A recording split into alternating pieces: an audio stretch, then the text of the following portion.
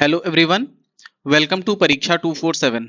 Last video में हम लोगों ने डिस्कस किया था 18 क्वेश्चन तक हम लोगों ने डिस्कस कर लिया था। जो भी एक्ट्स आए थे 1857 रिवॉल्ट के बाद, 1857 रिवोल्ट से लेके 1947 जो इंडिपेंडेंस एक्ट था, उस बीच में जो भी एक्ट्स आते हैं उस पे जो भी एग्जाम्स में क्वेश्चन पूछे गए हैं उन क्वेश्चंस को हम लोगों ने डिस्कस किया था। उसी सीरीज को आगे कंटिन्यू करेंगे।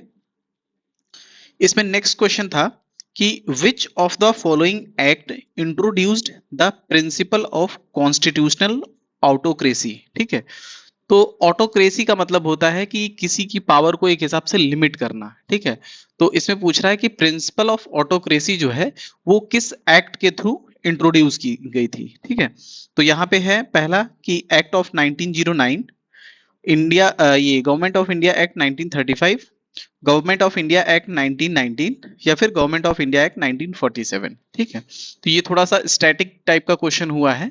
ऐसे क्वेश्चंस अगर आपको क्लियरली आ रहे हैं तभी इनको अटेम्प्ट करिए, अदरवाइज इनको स्किप कर दीजिए। तो इसमें जो कॉन्स्टिट्यूशनल ऑटोक्रेसी की बात की गई थी, यह आपका जो सेकंड ऑप्शन है the government of India act 1935, इस एक्ट में की गई थी। ठीक है, अगर हम बात करें कि ये प्रिंसिपल ऑफ कॉन्स्टिट्यूशनल ऑटोक्रेसी के अंदर जो रूलर होता है उसकी अथॉरिटी को कैसे लिमिट करते हैं, तो उसके दो तीन टूल होते हैं। जैसे कि हम रिटन कॉन्स्टिट्यूशन ला सकते हैं। ठीक है, रिटन कॉन्स्टिट्यूशन, कॉन्स्टिट्यूशन बेसिकली क्या होता है कि एक बुक जहां पे हमने अपने जितने भी लॉज हैं, जितने भी रूल्स और रेगुलेशंस हैं, उनको हम लोगों ने एक जगह कोडिफाई कर दिया है, कंपाइल कर दिया है। ठीक है, तो जो भी उस कंट्री में चीजें होंगी वो उन रूल्स के अकॉर्डिंग, लॉ के अकॉर्डिंग होगी। ठीक है, तो ये एक हिसाब से जो वहां का रूलर है उसकी अथॉरिटी को लिमिट कर रहा है। ठीक है, दूसरा उसकी जो भी पावर्स हैं उसको हम लोगों ने लीगली डिफाइंड कर दिया है। ठीक है, उसकी जो भी पावर्स हैं उसको हम लोगों ने लीगली डिफाइंड कर दिया है। ठीक है, तो ये हुआ। इसके अलावा हम लोग एक स्ट्रक्चर बना देते हैं। ठीक है, जैसे हमारे यहाँ जो गवर्नमेंट है, ठीक है, या फिर जो कह सकते हैं कि हम लोग यहाँ जो रूल है एक हिसाब से वो तीन तीन चीजों में डिसाइड होता है, लेजिस्लेटर, एग्जीक्यूटिव और जुडिशरी। ठीक है, तीनों में क्लियर सेपरेशन तो नहीं होता लेकिन एक हिसाब से सेपरेशन को मेंटेन किया जाता है। जो लेजिस्लेचर होता है वो रूल्स और रेगुलेशंस बनाता है। ठीक है, जो एग्जीक्यूटिव होता है वो जो लेजिस्लेचर ने रूल्स बनाए हैं उनको इम्प्लीमेंट करता है, और जुडिशरी जो है एक हिसाब से उन रूल्स और रेगुलेशंस या फिर लॉस जो भी बनाते हैं लेजिस्लेचर या फिर एग्जीक्यूटिव, ठीक है, उनको एक हिसाब से उनकी कॉन्स्टिट्यूशनलिटी को ये चेक करता है। ठीक है, कि वेदर जो भी हमारा रिटन कॉन्स्टिट्यूशन है इसके साथ ये कॉन्ट्रडिक्शन में तो नहीं है। तो ये कुछ ऐसे वेज हुए जिनके थ्रू जो हमारा कॉन्स्टिट्यूशन है या फिर जो ये 1935 का जो एक्ट है ये रूलर की अथॉरिटी को लिमिट करता था। ठीक है, तो यहाँ पे हम देखेंगे कि इसका जो करेक्ट ऑप्शन है वो गवर्नमेंट ऑफ इंडिया एक्ट 1935 होगा। ठीक, उसके बाद नेक्स्ट क्वेश्चन डिस्कस करते हैं। The distribution of power between center and state as the Constitution of India is based on which of the following plan? ठीक है, तो इसमें जो सेंटर और स्टेट के बीच में जो पावर्स हैं, ठीक है, वो किस प्लान के थ्रू डिस्ट्रीब्यूट हुई थी, उनको किस प्लान के थ्रू डिस्ट्रीब्यूट किया गया था। ठीक है, तो यहाँ भी आपका जो ऑप्शंस हैं ये मॉर्ले मिंटो रिफॉर्म 1909 वाला, या फिर मॉन्टेग्यू चेम्सफोर्ड रिफॉर्म जो 1919 का था, या फिर जो 1935 का एक्ट था, या फिर 1947 का इंडियन इंडिपेंडेंस एक्ट है। ठीक है, तो आपका जो करेक्ट ऑप्शन होगा यहाँ भी गवर्नमेंट ऑफ इंडिया एक्ट 1935 होगा। ठीक है, हम देखते हैं कि सेंटर में हम पहले जो 1909 का एक्ट आया था उस एक्ट में हम डायरकी इंट्रोड्यूस किए थे प्रोविंसेस में। ठीक है, उसके बाद हमने क्या किया कि 1935 एक्ट के थ्रू जो डायरकी प्रोविंसेस में थी उसको हम लोगों ने सेंटर में शिफ्ट कर दिया। ठीक है, सेंटर में डायरकी होगी तो क्या होगा, जो भी सब्जेक्ट्स होंगे उनको हम दो चीजों में डिवाइड करेंगे, एक तो रिजर्व सब्जेक्ट्स, दूसरे हैं ट्रांसफर सब्जेक्ट। ठीक है, जो रिजर्व सब्जेक्ट होंगे उन पे जो रूल्स और रेगुलेशंस होंगे वो वॉइसराय बनाएंगे, बाकी जो ट्रांसफर सब्जेक्ट होंगे उसमें जो वहां की लेजिस्लेचर होगी उसके पास पावर होगी कि वो उस चीज से रिलेटेड रूल्स और रेगुलेशंस बनाएं, फॉर्म करें और उनको इंप्लीमेंट करें। ठीक है, तो यहाँ पे जो आपका करेक्ट ऑप्शन होगा वो 1935 का एक्ट। ठीक है, तो चलिए नेक्स्ट क्वेश्चन डिस्कस करते हैं कि one amongst the following was not a salient feature of government of India act 1935। ठीक है, इसमें कौन सा, जो चार ऑप्शंस दिए हुए हैं इसमें 1935 एक्ट का कौन सा सेलिएंट फीचर नहीं है। ठीक, तो ऑप्शंस देखते हैं। The act provided for an all India federation. ठीक है, तो ये हम लोगों ने पिछले क्वेश्चंस में डिस्कस किया हुआ है कि 1935 का जो एक्ट था इसमें ऑल इंडिया फेडरेशन की बात की गई थी कि हम एक ऑल इंडिया फेडरेशन को फॉर्म करेंगे, लेकिन ये कभी भी फॉर्म नहीं हो पाया था। मतलब जो ऑल इंडिया फेडरेशन था that never came into existence. ठीक है, सेकंड ऑप्शन है residuary subjects were allowed to provincial legislature. ठीक है, यहाँ पे आपको पता होना चाहिए कि जो रेजिडरी सब्जेक्ट्स होते हैं ये क्या होते हैं। ठीक है, ये ऐसी चीजें होती हैं जिनके बारे में जो हमारा कॉन्स्टिट्यूशन है या फिर जो हमारी रूल बुक है, ठीक है, उस कॉन्स्टिट्यूशन में वो चीजें मेंशन नहीं है। ठीक है, तो जो चीजें मेंशन नहीं होती हैं उनको, उन पे जो भी रूल्स एंड रेगुलेशंस बनाने की पावर होती है उसको बोलते हैं रेजिडरी पावर। ठीक है, तो यहाँ पे सेकंड ऑप्शन में डिस्कस कर रहा है कि ऐसे सब्जेक्ट्स, ठीक है, जिन पे रूल्स और रेगुलेशंस नहीं बने हुए थे उन पे रूल्स एंड रेगुलेशंस बनाने की जो पावर थी वो प्रोविंशियल जो लेजिस्लेचर थी उसके पास थी। ठीक, तो ये आपका सही ऑप्शन होगा। बाकी के दो ऑप्शन देख लेते हैं कि it mark the beginning of provincial autonomy. ठीक है, तो 1935 से पहले जो 1909 का एक्ट था, ठीक है, उसमें वहां पे डायरकी इंट्रोड्यूस की गई थी। डायरकी में क्या था कि रिजर्व सब्जेक्ट होंगे और ट्रांसफर सब्जेक्ट होंगे।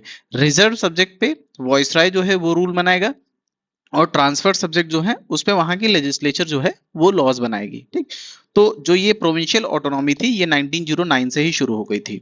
उसके बाद लिखा है कि it abolish dyarchy at the province level and introduced at the centre level. ठीक है, तो ये 1935 के एक्ट में था। ठीक, तो यहाँ पे जो करेक्ट ऑप्शन आपका होगा ये है। ठीक, आज की डेट में अगर हम डिस्कस करें, जैसे उस टाइम पे जो रेजिडरी पावर थी, ठीक है, वो किसके पास थी, वो थी वॉइसराय के पास। आज की डेट में जो हमारा कॉन्स्टिट्यूशन है उसमें रेजिडरी जो पावर है, ठीक है, वो पार्लियामेंट के पास है।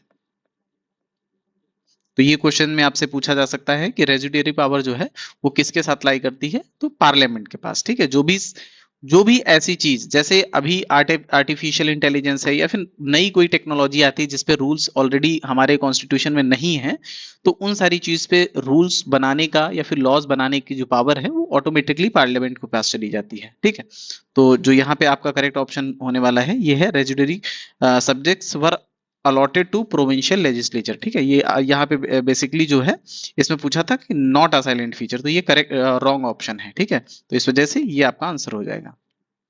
तो नेक्स्ट क्वेश्चन डिस्कस करते हैं। Which among the following introduced the provincial autonomy in the British India. ठीक है, तो देखिए प्रोविंशियल ऑटोनॉमी की यहाँ पे बात कर रहा है। ठीक है, तो यहाँ पे इनिशियली जो था, अब देखिए यहाँ पे दोनों भी ऑप्शन दिए हुए हैं, 1935 भी दिया हुआ है और 1919 भी दिया हुआ है। ठीक है, तो इस ऐसे केसेस में आपको क्या हो रहा, ऐसे केसेस में जो पहली बार आया गया है, ठीक है, तो 1919 में पहली बार लाया गया था प्रोविंशियल ऑटोनॉमी। आप समझ रहे हैं कि यहाँ पे जो भी सब्जेक्ट थे उनको दो पार्ट्स में डिवाइड किया गया था, रिजर्व, ट्रांसफर्ड। रिजर्व सब्जेक्ट जो थे उस पे वॉइसराय जो है वो रूल्स बनाएगा, ट्रांसफर सब्जेक्ट्स पे वहां की लेजिस्लेचर रूल्स बनाएगी। ठीक है, तो जो आपका करेक्ट ऑप्शन होना चाहिए यहाँ पे, आंसर जो करेक्ट ऑप्शन होना चाहिए वो है 1919 का एक्ट। लेकिन यहाँ पे जो कमीशन है वो उसने 1935 एक्ट को सही माना था। बट अगर इन फ्यूचर ये क्वेश्चन आता है और दोनों ही ऑप्शन होते हैं तो जो हमारी हिस्ट्री है, ठीक है, या फिर जो हमारे पास कॉन्स्टिट्यूशन है, ठीक है, तो इसमें हम जो भी एक्ट्स हैं वो पढ़ते हैं, उस अकॉर्डिंग जो हमारा करेक्ट ऑप्शन होगा वो ऑप्शन डी होगा। ठीक है, बाकी जो करेक्ट ऑप्शन यहाँ पे मेंशन है 1935, ये कमीशन ने माना था, इस वजह से आपको यहाँ पे ये ऑप्शन दिख रहा है राइट ऑप्शन। उसके बाद फिर है a federal system and dyarchy at the centre was introduced in India by. ठीक है, तो यहाँ पे सीधे सीधे पूछ रहा है कि जो फेडरल सिस्टम है और डायरकी है, इन दोनों को सेंटर में कब लाया गया था। ठीक, तो अभी पिछले सारे क्वेश्चंस में हम लोगों ने डिस्कस किया कि जो 1919 का एक्ट था, 1919 का एक्ट था, इस एक्ट के थ्रू हम लोग क्या किए थे, प्रोविंसेस में डायरकी लेके आए थे। ठीक है, और बाकी 1935 का जो एक्ट था, इस एक्ट के थ्रू सेंटर में आए थे डायरकी। ठीक है, तो यहाँ पे जो आपका करेक्ट आंसर होगा वो होगा 1935 का एक्ट। ठीक है, 1935 के एक्ट के थ्रू जो फेडरल सिस्टम था और जो डायरकी थी, ठीक है, इन दोनों चीजों को इंट्रोड्यूस किया गया था सेंटर में। ठीक, तो नेक्स्ट क्वेश्चन डिस्कस करते हैं। यहाँ पे जो आपका करेक्ट आंसर होगा वो 1935 एक्ट होगा। ठीक, नेक्स्ट क्वेश्चन है कि the provision for establishment of all India federation was included in the, ठीक है, तो जो ऑल इंडिया फेडरेशन की बात की गई थी वो किस एक्ट में की गई थी, ये हम लोगों ने इसके पहले कई बार डिस्कस कर लिया है कि जो 1935 का एक्ट था, इस एक्ट में हम लोगों ने डिस्कस किया था, ये चीज मेंशन थी कि ऑल इंडिया फेडरेशन का फॉर्मेशन होगा। ठीक है, बट ये कभी भी एग्जिस्टेंस में नहीं आया था। ठीक है, तो ये कभी भी एग्जिस्टेंस में नहीं आया था। ऑल इंडिया फेडरेशन की बात की गई थी 1935 एक्ट में, बट ये कभी भी स्टेब्लिशमेंट में नहीं आया था।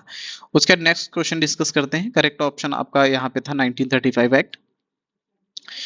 नेक्स्ट है कि in the federation establishment by government of India act 1935 residuary power were given to. ठीक है, तो यहां भी वही पूछ रहा है कि रेजिडुअरी पावर जो होंगी, ऐसे सब्जेक्ट्स पे रूल बनाने की पावर जिससे रिलेटेड अभी कॉन्स्टिट्यूशन या फिर किसी लॉ में कोई भी मेंशन नहीं है। ठीक है, तो उस टाइम पे जो ये रेजिडुअरी पावर थी, ये गवर्नर जनरल या फिर हम कह सकते हैं कि वाइसरॉय के पास थी। ठीक, बट आज की डेट में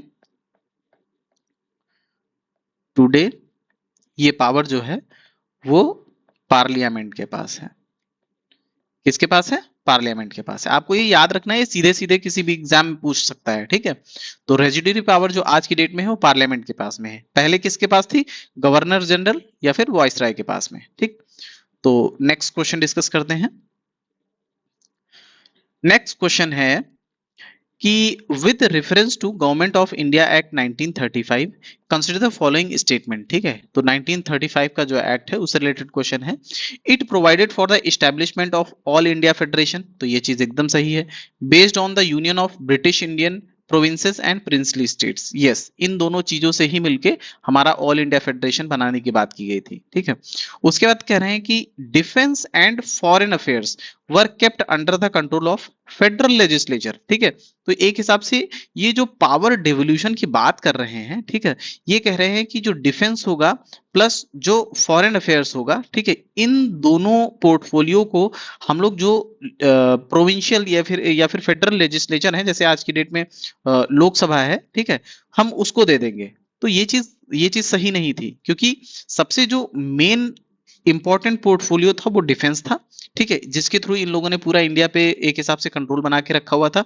दूसरा था फॉरेन अफेयर्स, जैसे मतलब हमारे पास एक हिसाब से वो पावर नहीं थी कि हम लोग किसी दूसरी कंट्री के साथ अलायंस करके इन ब्रिटिशर्स को अपने यहाँ से निकालने के लिए मतलब प्रयास करें। ठीक है, लेकिन यहाँ पे ये था कि इस ऑप्शन में बताया जा रहा है कि हमारे पास जो भी डिफेंस और फॉरेन अफेयर्स हैं, इसके जो कंट्रोल है ये फेडरल लेजिस्लेचर को देने की बात कर रहे थे 1935 एक्ट में। तो ये चीज गलत है, ऐसा कभी नहीं किया था इन लोगों ने। ठीक है, तो जो आपका सही ऑप्शन होगा वो ऑप्शन 1 करेक्ट होगा, ऑप्शन 2 इनकरेक्ट होगा। ठीक है, ये आपका ऑप्शन 1 जो है वो करेक्ट है, ऑप्शन 2 इनकरेक्ट है। नेक्स्ट क्वेश्चन डिस्कस करते हैं कि which of the following was not one of the feature of government of India act 1935। ठीक है, तो यहाँ पे गवर्नमेंट ऑफ इंडिया एक्ट 1935 का कौन सा एक है जो फीचर नहीं था? पहला ऑप्शन है कि reconstruction of governor generals executive council. ठीक है, कि गवर्नर जनरल की जो एग्जीक्यूटिव काउंसिल थी उसको एक हिसाब से उसमें चेंजेस लाए जाएंगे। ठीक है, तो हाँ ऐसा था कि उसमें चेंजेस लाए जाएंगे। उसमें क्या था कि एक हिसाब से now it will include representative of British India and princely states. ठीक है, उसमें दोनों को रिप्रेजेंटेशन मिलेगा, ब्रिटिश इंडिया को भी, जो ब्रिटिश इंडियन टेरिटरीज थी, प्लस जो प्रिंसली स्टेट्स थे जो एक हिसाब से जहाँ पे किंग रूल कर रहे थे, उन सारे स्टेट्स को भी रिप्रेजेंटेशन मिलेगा गवर्नर जनरल की एग्जीक्यूटिव काउंसिल में। ठीक है, तो पहला ऑप्शन आपका सही हो गया। सेकंड है प्रोविंशियल ऑटोनॉमी। ठीक है, तो बिल्कुल वो तो 1919 से ही शुरू हो गया था और 1935 में आके और भी सेंटर से एक हिसाब से डायरकी लाया गया था जिसमें रिजर्व सब्जेक्ट्स थे, ट्रांसफर सब्जेक्ट्स थे, ये सारी चीजें हम लोगों ने पिछले क्वेश्चंस में ऑलरेडी डिस्कस कर रखी हैं। ठीक है, तो सेकंड ऑप्शन भी आपका सही हो जाता है। लास्ट ऑप्शन है आपका proposal for federation of India. ठीक है, तो ये भी आपका सही है। ठीक है, जो सही नहीं है वो ये है कि अप्रेजल ऑफ एक्ट 1935। अप्रेजल का यहाँ पे मतलब है कि एक हिसाब से इसका इवोल्यूशन करना, ठीक है, रिव्यू करना। ठीक है, तो जब 1935 एक्ट अभी आया ही है तो उसका रिव्यू कैसे किया जा सकता है, तो इस ये ऑप्शन आपका जो है वो गलत हो जाएगा, इस वजह से आपका आंसर जो होगा सी हो जाएगा। ठीक है, तो यहाँ पे हम देखेंगे कि इसका आंसर जो है वो अप्रेजल ऑफ एक्ट 1935 है। ठीक, नेक्स्ट क्वेश्चन डिस्कस करते हैं कि which one of the following is not an important and permanent